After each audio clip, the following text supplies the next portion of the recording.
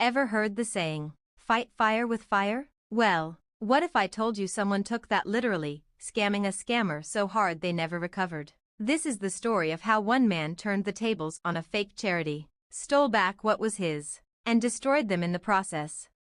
Jason Carter wasn't the kind of guy who threw money around. But when he saw the ad for Hope for Heroes, a charity claiming to support injured veterans, he didn't think twice. Their website had heart-wrenching stories, photos of soldiers in need, and even testimonials. He donated $5,000, believing he was making a real difference.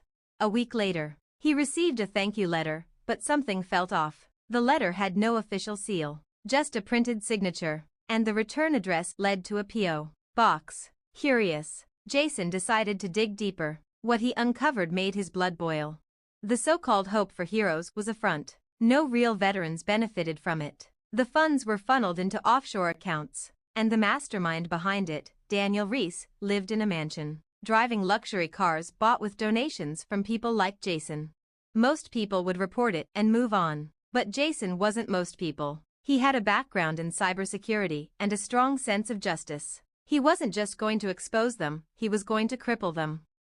Jason set up a fake wealthy donor profile, posing as a retired CEO willing to donate $100,000. He contacted Daniel directly, expressing his interest in making a major contribution. Daniel, blinded by greed, immediately invited Jason to a private meeting. At the meeting, Jason played his role perfectly. He asked about where the money would go, and Daniel, grinning, fed him a script full of lies. But Jason wasn't just listening, he was recording everything.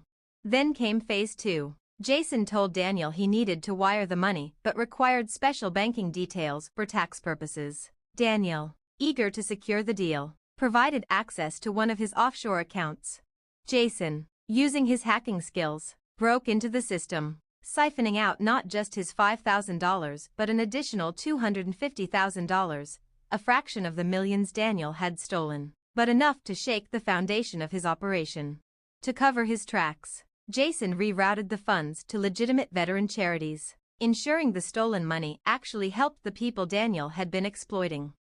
With the money gone, Jason made his final move. He compiled every piece of evidence, bank statements, recordings, and testimonies from other donors who had been scammed. He sent it all to law enforcement, the media, and even Daniel's own donors. Within days, headlines exploded, fake charity CEO exposed, millions in donations disappear. Hope for Heroes? More like hope for scammers. The FBI raided Daniel's mansion, seizing his assets. His donors turned on him, filing lawsuits, and his charity collapsed overnight. The IRS froze his accounts, and within weeks, Daniel Reese was arrested for fraud, wire theft, and tax evasion. Jason never came forward. He didn't need credit, he just wanted justice. And as he watched Daniel's life crumble from afar, he knew one thing: some people steal for greed, others steal for justice.